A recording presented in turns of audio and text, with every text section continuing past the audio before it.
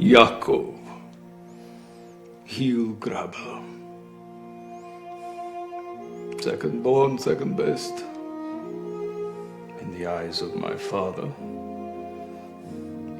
who gave me nothing. From him I learned to take, to keep, to hold on. I spent my life fighting for what was mine, wrestling. Not with these, but with this. You have something I want. I would outsmart you. I would sneak up behind you and grab your heel. I would win. On my terms. Always on my terms. Standing on my own 2 feet. Independent. Ask my brother Esau. Birthright. Mine. Ask my father Isaac. Blessing. Mine. Ask my uncle Laban. Flocks, daughters. Mine. Ask God. On second thought, ask me. I wrestled the Lord God. There, on the Yabok, in the darkness. But I could not trip him. I could not grab his heel. There, he wounded me, crippled me, broke me. And that is how I won. Because when you fight God, winning does not mean breaking. Winning means being broken. There, it changed my name. I was Yaakov, heel grabber. But I became Israel. God fights. You cannot break God. He will break you.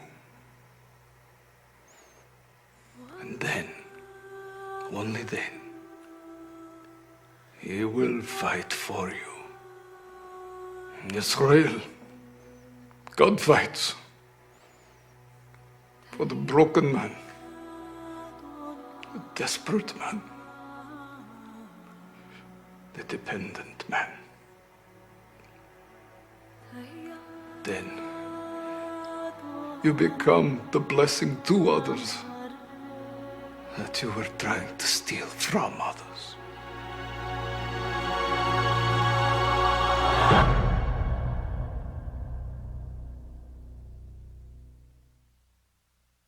How are we doing this morning?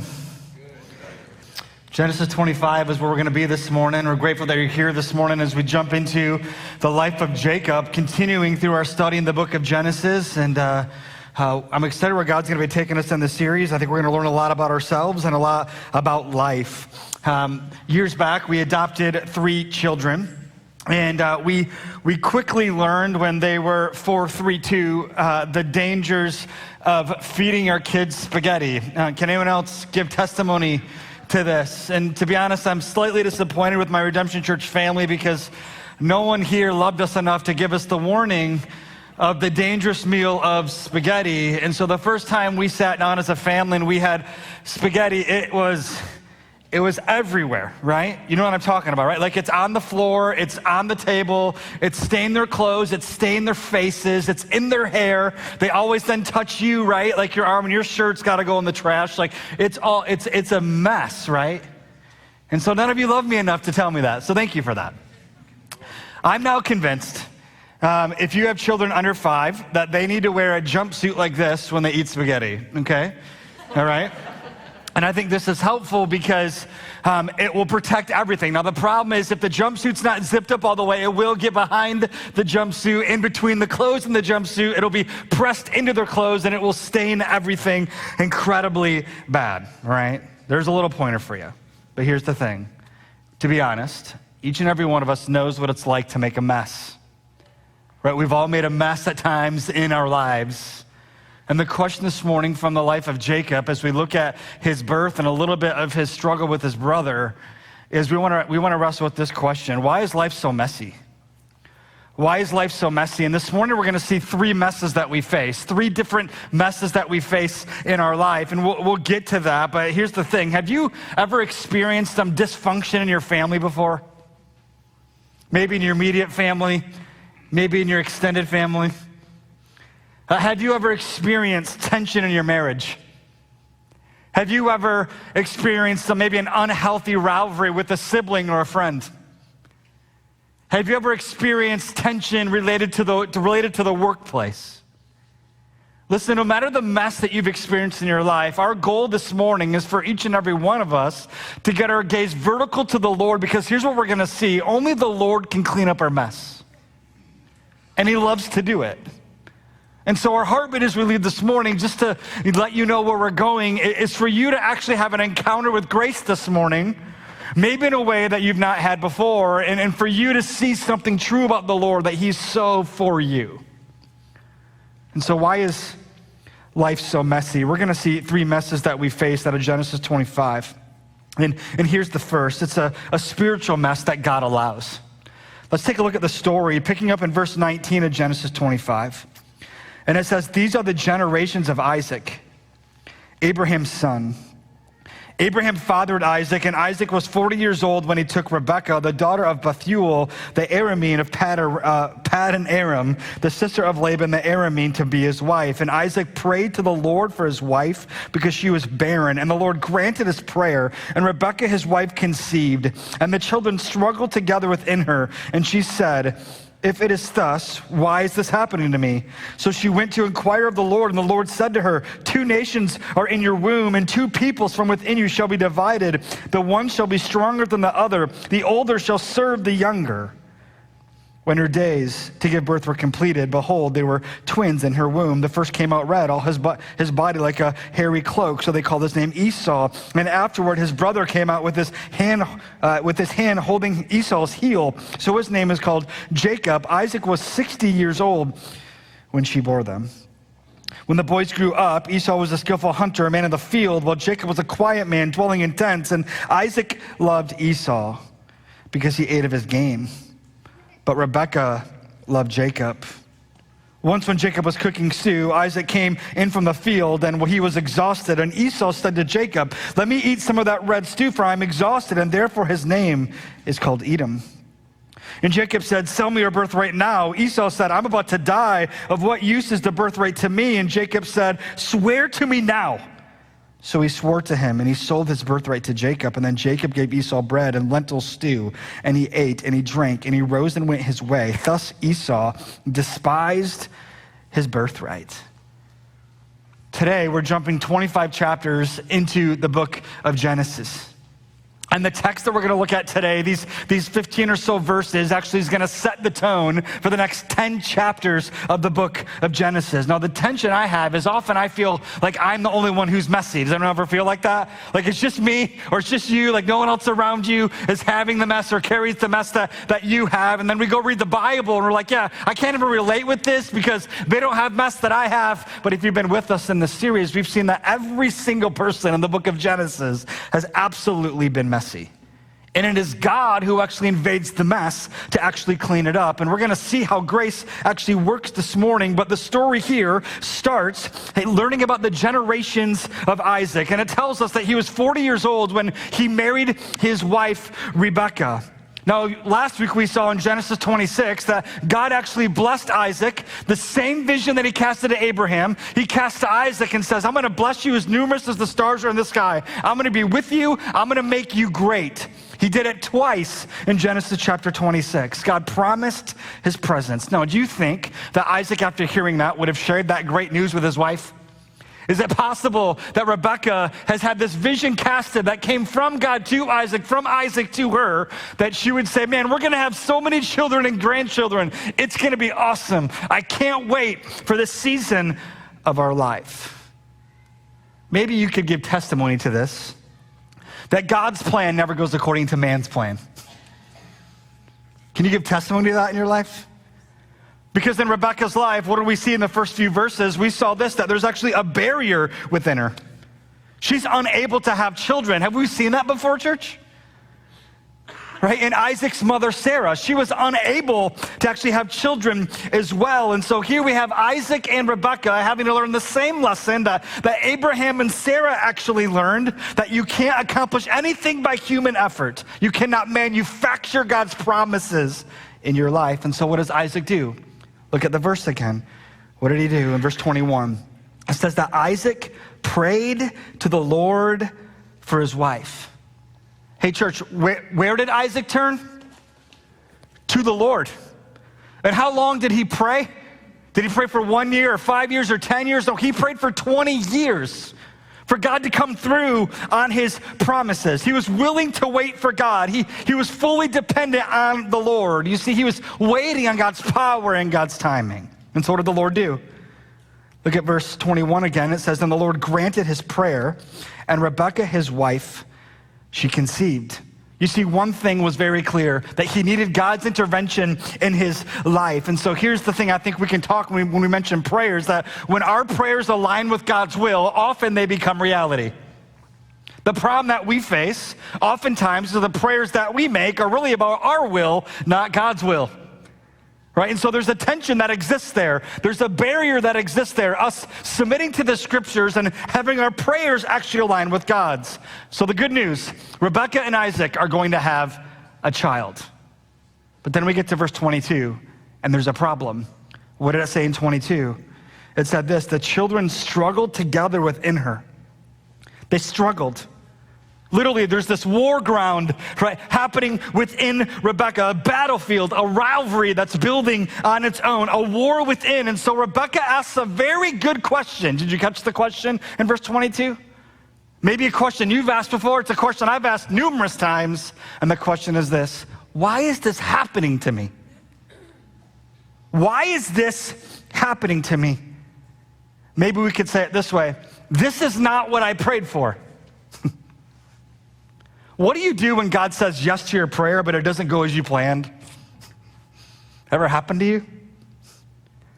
I remember when my wife was battling cancer for the first 7 years of our marriage. Most of you know the story. She battled for the first 7 years of our marriage. It came back 4 different times during those 7 years. And here's the thing, is like every day we were praying for healing. And we would pray for healing, and then eventually we would have a good scan and the cancer was gone, and we would rejoice and be grateful. Then eventually the cancer would come back, and we would pray, God, will you heal her body? God, will you come through again for us? And he would come through and heal her body, right? The scan was clear, and then the cancer came back again, right? And we're praying, and then she's cancer-free, and then the cancer came back again. It's like, God, what are you doing, right? Question, why is this happening to us? Every time the cancer came back, we had questions for God. Ever had questions for God before? Yeah. You see, here's what was happening. Our lack of sovereignty resulted in us questioning God's sovereignty. Like we gave ourselves permission to question him. Now here's the thing. He gives you permission. He's a big boy. He can handle all the questions that you actually have in your life. But here's a lie that we often believe. And the lie is this. The lie is what? I've been good. I've been good. Here's the lie. God, I've been good, and this is how you're going to repay me? Isaac and Rebekah, God, we've been praying for 20 years for the blessing of this child, right? They didn't realize it was twins at the time. Uh-oh, right?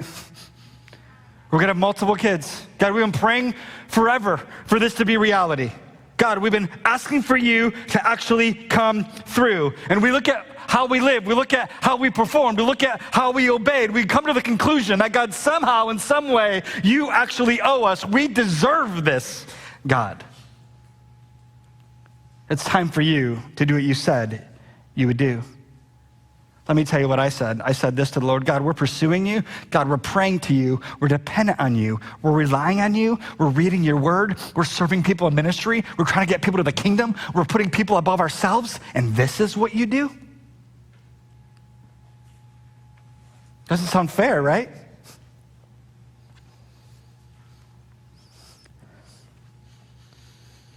Have you ever noticed the mess around us and wondered what God was up to? Ever said, where are you, God? Why is this happening to me? Hey, God, if you ever want to help, now would be a really good moment. God, if you're ever going to interject, please, today would be a great day to do that. I've been asked this question. I've asked God this question many times in my life. I've been asked this question by many of you. So here's my theological answer. In 18 years of being a pastor, when we ask this question, why is this happening to me? And you come and you ask me that question, and I ask God that question, here's my answer. I don't know. I don't know. I don't know why God allows certain things to actually happen in our life. I don't know. I know the pain of people in this room and what you've experienced and what you've gone through, what you're currently going through. And here's the thing, I don't know why God does what he does and why he allows what he allows. But I can share with you two things I learned through the questioning of why. The first thing I learned when my wife was battling cancer was this. While I prayed for her healing every day, the Spirit was also convicting me to pray for the courage to be obedient no matter what he allowed. So while you question the why and why you pray for an outcome, do you have the courage to pray for the Lord to give you his Spirit to empower you to obey him no matter what he allows in your life? Here's the second thing I could say that I learned, is that we learned in our questioning of why, we learned this: let our why lead us to a greater dependence on him. And here's what happens often, and I have seen this in 18 years of ministry. While people ask the question of why is this happening, they actually walk away from the Lord instead of walking towards the Lord. And so I just want to encourage you, walk towards him, right? Allow what he's allowing to happen in your life lead you to a greater dependence on him. Now, why in the world would I actually say that? Because I think what's possible, and we're going to see it today in Rebecca and Isaac, is that what's happening in you, what's happening to you, is actually less about you, and it's more about what God wants to do through you. And if we don't rely on him, if we don't turn in our dependence to him, we'll miss out on the blessing of what God actually wants to do in our lives. Look at verse 22 and 23. It says, the children struggled together within her, and she said, if it is thus, why is this happening to me?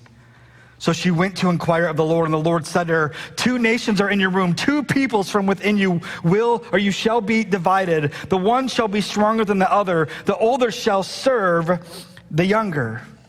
So Rebecca has a question. Why is this actually happening to me?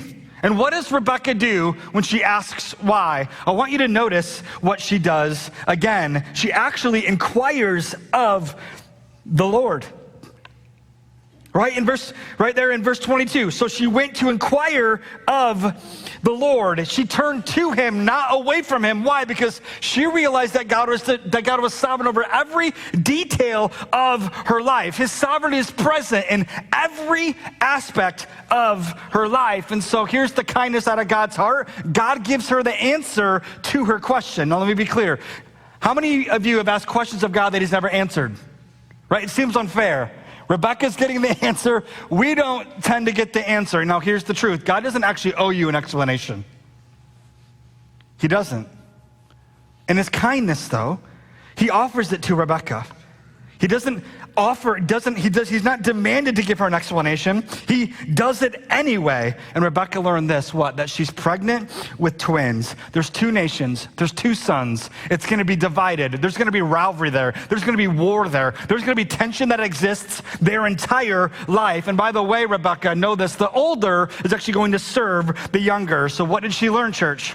Why is this happening to me? She inquires of the Lord, turns to him, dependent on him. And what was the answer? Actually, this isn't actually about you. It's about what I'm going to do through you.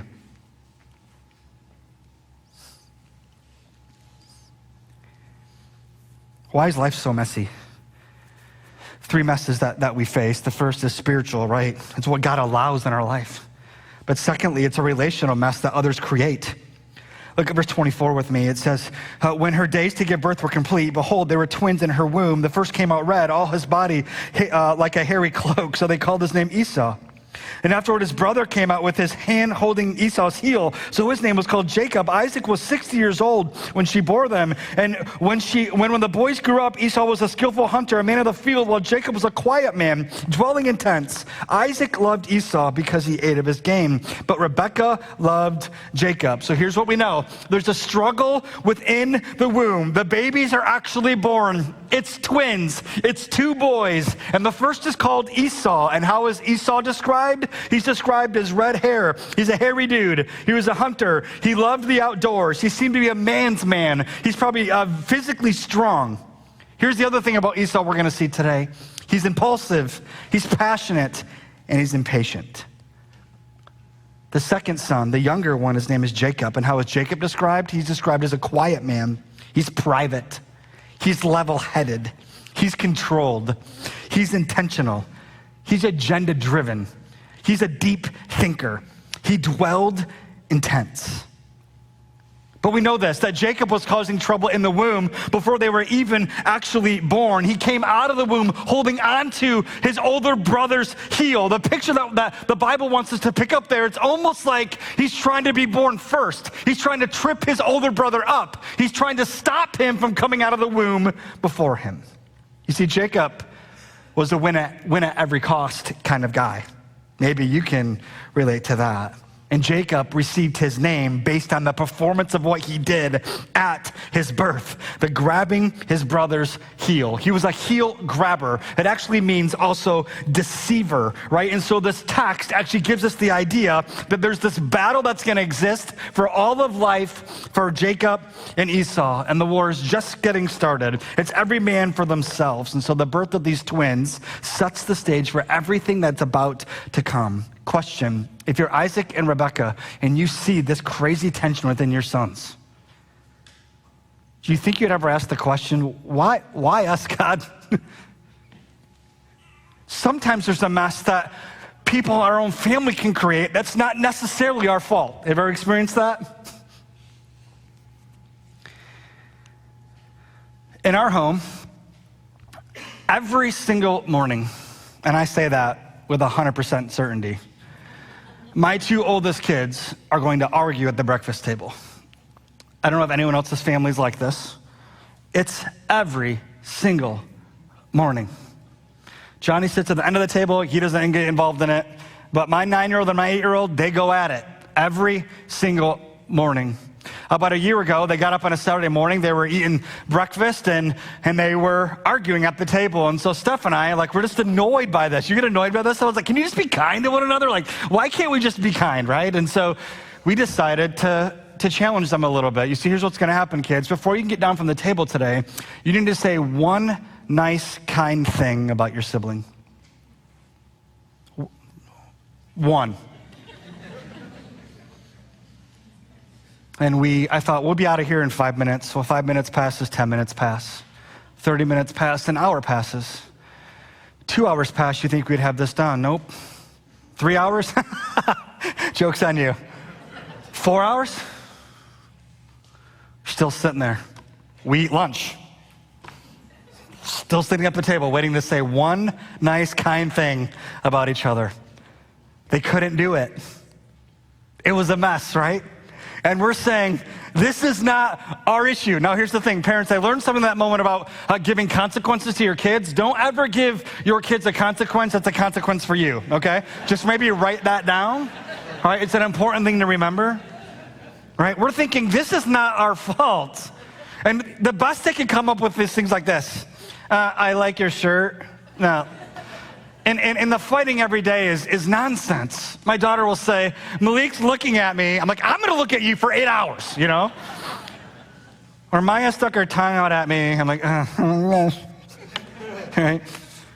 It's a mess, right? And we get annoyed by those things. It's not our issue. I can't really actually fix it. The tension in this text is even greater by the parents. They add to the division. They add to the tension. How? Listen, we have Esau and we have Jacob. They're extremely divided, and there's a lot of tension. But here's what the parents did. They magnified the tension by having favorites. Are you hearing that? What does it say at the end of verse 28? Isaac loved Esau because he ate of his game, but Rebekah loved Jacob. Here's the thing. They each had a favorite. They each had one they preferred. They each had one they enjoyed. They had the one they treasured over the others. This is called favoritism, church. Let me be clear. If you have favoritism in your home, it's going to deeply wound your children. It's going to deeply wound them. It's going to hurt them. Because what is favoritism actually about? Here's the thing. Favoritism is all about what you can get from your kids. And we see that in the verse. Isaac loved Esau. Why? Because he ate of his game. Esau's such a great hunter, man. He brought back the best of meat. You didn't have to eat Jacob's lentil stew. I get it. Okay? But it also says that Rebekah loved Jacob. And I wonder if that's tied to the vision that God cast there that we read, that the older is going to actually serve the younger. Here's the point. Favoritism of your children is actually all about your own gratification. It's about you putting yourself above them, and I see it every day watching people in our city. How many times have you seen a parent live through their children, what their children actually do and what they're about? Whether it's in a sport or whether it's in some other gift set they have. It's not about the kids at all. It's actually all about the parents, right? It's called favoritism. And it will produce devastating results in the lives of your kids. That's the second mess we see. But there's also a blame. Going backwards, Chelsea, sorry. There's a blame, and the blame is this. If you're Rebekah and Isaac, you could say it's not my fault, right? This doesn't affect me. This isn't my problem. Our families impact us, right? Question, why is life so messy? 3 messes that we face. Here's the third, a personal mess that you actually make. Look at verse 29 with me. It says, once when Jacob was cooking stew, Esau came in from the field and he was exhausted. And Esau said to Jacob, let me eat some of the red stew, for I am exhausted. Therefore his name was called Edom. And Jacob said, sell me your birthright now. And Esau said, I'm about to die. What use is a birthright to me? And Jacob said, swear to me now. So he swore to him and he sold his birthright to Jacob. And then Jacob gave Esau bread and lentil stew. And he ate and drank and he rose and he went his way. And Esau despised his birthright. So if you grew up in church, how many of you grew up in church? You grew up maybe going to Sunday school or some format of that. You know this story, right? Esau comes in from the field. He hunts. He works hard. He probably gets up early. He probably goes to bed late. Probably doesn't eat all day. So the time he gets home, he's ready to eat. And what do we see? What does he actually say? He says, give me some food. And then he says this, I am what? I'm exhausted, he says. I'm absolutely exhausted. Here's the problem. Jacob's been waiting for this moment since they've been born. How many times do you think Isaac came home from the field and Jacob actually had food ready for him and gave it to him? Like how many times do you think they actually sat down together as brothers and said, hey, how was your day today? Out in the field, it was good. We caught 3 deer. I don't know, whatever that means, okay?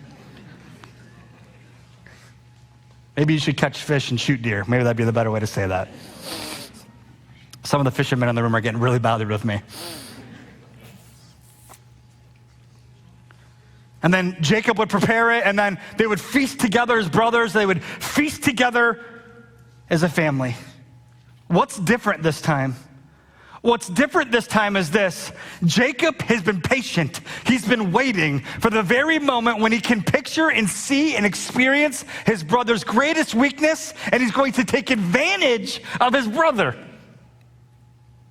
He wants to steal. He wants to rob him of what he actually wants. And this is exactly what happens here. This is what a heel grabber actually does. Jacob has an agenda. He only thinks about himself. He'll only consider what he wants to actually win. And so the motivation is so clear. When Esau says, give me some food, man, I'm exhausted. And Jacob says, give me your birthright. And what does he say? Now. Notice the timely word there. I want it right now.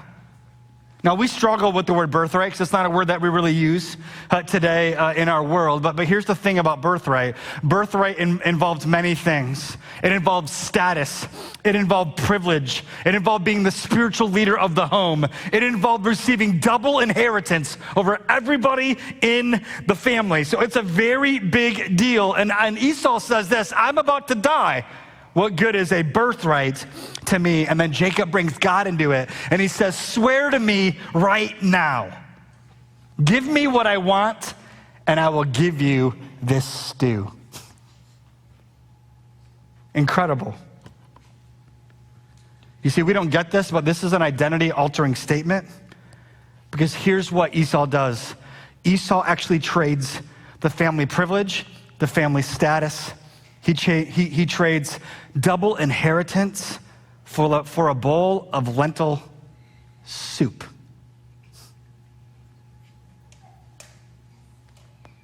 Crazy. So for Jacob, there's an excuse, and here's the excuse.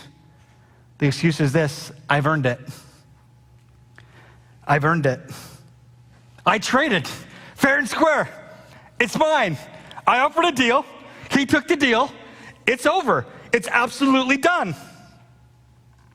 Hey, church, our mess is revealed in Esau, who's driven by appetite. He's driven by momentary pleasure. He's driven by temporary satisfaction over that which is actually greater. Esau, just so we're clear, doesn't care about spiritual things.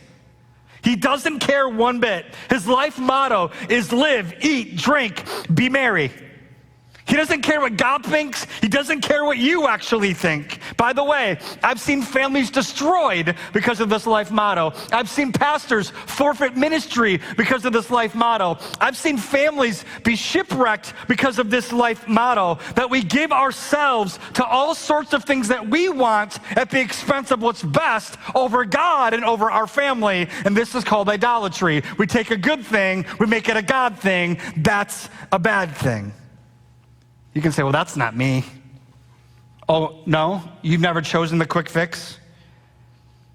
You've never chosen comfort? You've never chosen the temporary over the external? I mean, how many times do we make decisions that are actually only about this place, that are only about our time here? We live for the glory of this place. So Esau sold it all for a bowl of soup. Now here's the tension. Our mess is also revealed in a character named Jacob here. That he refused to wait for God on God's timing, God's blessing, so he deceived his brother, right? He's tricking his brother, taking advantage of his brother's weakness to get what he wants under his own strength. You see, we saw it in the video. Jacob was second born, therefore Jacob was second best, and he seeks a really good thing in a bad way. And here's what he does. He thinks of himself over everyone. He's cunning. He manipulates the situation. He works every single angle. He wants what he wants when he wants it. And then this is the guy that God's going to give the birthright to? Like this dude? This deceiver? Who doesn't care about anyone but himself? How is this possible is what I want to say, right? Like maybe work with someone else. Let Rebecca and Isaac have another child, the third son. Man, he's going to be better than both of these guys, right? Hey, church, the greatest tension that exists here in this story is actually a theological topic called election. You see, before the boys were even born, God already made a decision that was going to turn culture on its head, that wasn't going to be dictated by what culture said or what culture would think, where the older always gets the blessing, always gets the birthright. God said, no, this time it's going to be the younger who's going to actually get it. Election is actually simply God's choice. That's what it is. And it's clearly seen in the Bible from Genesis to Revelation. It's actually a major theme of the whole Bible, where God takes the initiative for his renown. And the reason this actually matters is because apart from grace, none of us are ever going to choose God. What's the biblical proof of that? Well, let me give you two. Ephesians chapter 2, verse 1, you're dead in your sin. People who are spiritually dead can't make spiritual decisions. Romans chapter 3, no one is righteous, no, not one. No one understands God, no one seeks God, the verse actually says. We wouldn't ever actually choose and turn to him. And we've seen this unfold in the book of Genesis. Remember, after Adam and Eve sinned in Genesis chapter 3, what did they do? They went and they hid. And what did God do? He walked in the cool of the garden by taking the initiative for a relationship with them, and he offered them a rescue. We could talk about Genesis chapter 6. The whole world was described as evil and corrupt continually. And what did God do? God chose a guy named Noah. We can go to Genesis chapter 12, where God chooses a guy named Abraham, who's an idol worshiper. No concept of who this God is. He didn't earn it. He didn't perform well. God in his grace and his kindness actually chose him. We can talk about Isaac over Ishmael. We can talk about Jacob now over Esau. It's all countercultural to what God is doing. You see, in our culture, the most obedient wins. They're the ones who deserve the prize. The oldest wins. It's always the oldest over the youngest, you see, but God is not doing it that way. Why? Listen, God's choice of Jacob seems that to us, it seems to be unfair. But let me be clear. What Jacob is getting, he's getting what Esau didn't even want, what Esau didn't even value. The last phrase of this verse in this section is that Esau despised his birthright. He didn't want it. He wanted nothing to do with his dad's God. He wanted to live how he wanted to live. And it's going to be clear by who he marries. He has his own set of rules. He's going to go his own way. He's going to do it how he actually wants to do it. Yet, while this is incredible to me, I would say I think there's a tension that exists between God's election, which is God's choice, and free will, right, which is man's choice. And while many in our culture would say those are opposite things, I actually think these things are friends. I think these things are friends. Now, why do I actually say that? Listen, election and free will, I think, actually work together, because here's what happens. God shows grace. God takes the first step. God takes the initiative. And what happens is when we clearly see who we are, when he clearly shows us grace, we're going to go all in with him. That's how that's going to work every single time. You're not going to say no to that once you've actually experienced it. We'll be all in with the Lord. God makes the first move. He takes the initiative by granting grace. No, here's the thing. The first thing that God's grace does is it wrecks us. It absolutely wrecks us. And what do I mean by that? God's grace exposes to you who you really are. It exposes that God sees you, and it exposes that God fully knows you. It exposes there's nothing you can hide from him. Everything that we try to hide from one another when we just dress up right and like the West Michigan culture, he sees through every aspect of it. You can't hide from him. And what his grace does is it appears to you and it actually wrecks you. In other words, it functions as a spiritual mirror. God's grace does this. And while I can deceive you and all that's actually happening, the moment we look into the grace in the mirror, what happens is God exposes every part of my heart. He exposes the birthright in my life. He exposes the ugliness and the darkness of my sin. He calls my sin, sin, and he names it. And the way that I name it is by looking into the grace in the mirror of what he shows me so I can clearly see who I am without him. And it's offensive, and I hate actually looking at it. And so guess what happens? We want to put the mirror down. We don't actually want to look at the mirror. We don't want to deal with grace, and so we're just going to walk away from the Lord. Grace exposes you. And when it exposes your life, it actually wrecks you. Because God only deals with truth. God doesn't sweep it under the rug. God doesn't diminish it.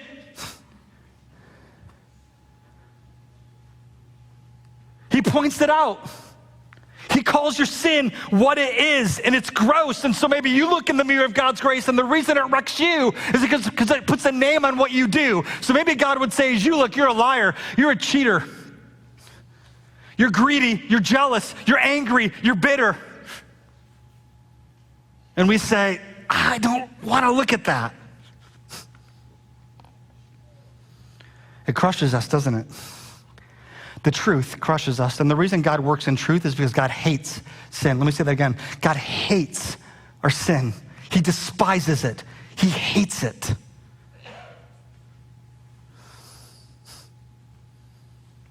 And so ultimately, guess what the mirror does in grace? It wrecks you by showing your birthright. It shows you your privilege. It shows you the status that you get. It shows you the inheritance that you'll receive, which is what? It's an eternity in hell. If that doesn't wreck you, church, what else will? He crushes us in grace by revealing who we are, and it absolutely wrecks us. And we would say, wait, I thought grace was actually good. Here's the thing. There's beauty in the wreckage. Because grace doesn't stop there, church.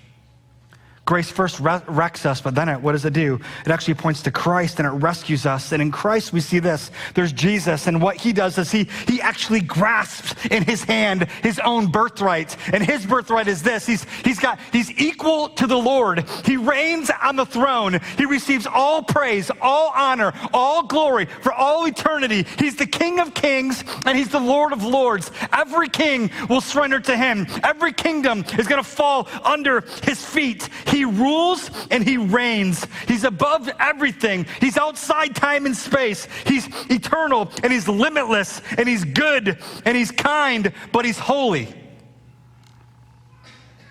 And he grasps it tight. And he doesn't have to let go of it. And he's highly exalted. Notice the status, the privilege, the authority that he has. Church, without grace, you'll never see the truth of who you are, and you'll never see the truth of who he is. And that's a miss for you and I. Because the same Jesus who grasps all this in his hand is the same one who opened his hand and he set it aside and he grasped humanity and he grasped human flesh and he was born into this world to actually share his birthright with you and with me. And he came into the perfect life and he was killed for it. He was crucified for it. He was beaten for it, all on our behalf. Yet 3 days later, this same God who set aside deity and grasped humanity, he rose from the dead. What is that? He defeated what the mirror revealed.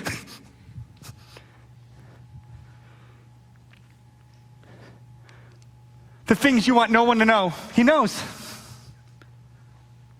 He fully sees you. He fully knows you. And by rising from the dead, he defeated death and sin. And here's what he proves to you. Not only does he fully see you and fully know you, but he fully loves you. He's fully in with you. And he comes, and what does he do? He wants to offer you, right, a different kind of birthright. He wants to offer you different status, a different relationship, a different inheritance.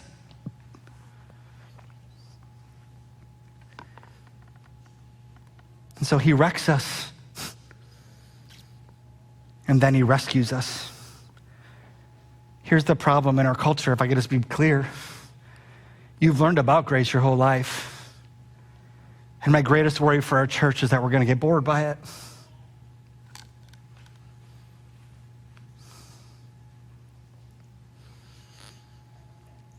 And my greatest worry for you sitting in your seat today is you might have grown up in church your whole life and you know about grace, you can give definitions for all sorts of stuff.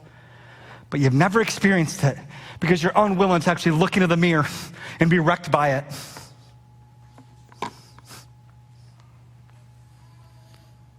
And until you're wrecked by grace, you'll never be rescued by it.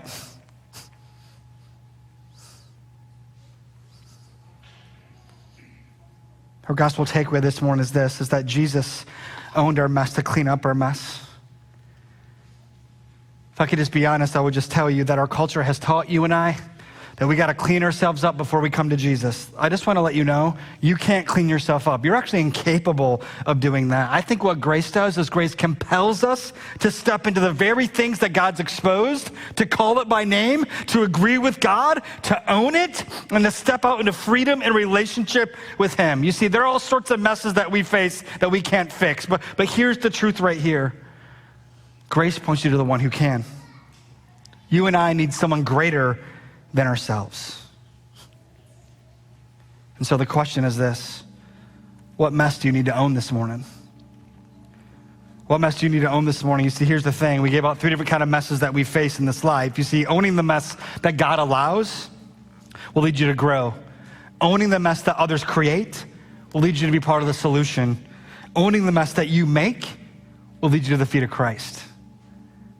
That's where hope is. That's where his kindness is. Let's pray. Jesus, I want to thank you for your love for us. I want to thank you for being so pro us, Lord, that you set aside your throne and all your privilege and all your status, and you chose to come have a relationship with us. But I just want to pray that Redemption Church will never get bored by grace. I want to pray, Lord, that your grace will move in our hearts in a ways that, one, it will unite us closer together because this is a safe place to own our mess. But also, Lord, will reveal to us how you have saved us and how you've brought us to the feet of Christ, the one who actually knows everything, yet he still wants a relationship with us. That's insane. I just want to pray, Lord, for someone in the room this morning that doesn't know you by name. But I want to pray that your grace will just reveal to them and expose to them their need for you. In your name, amen.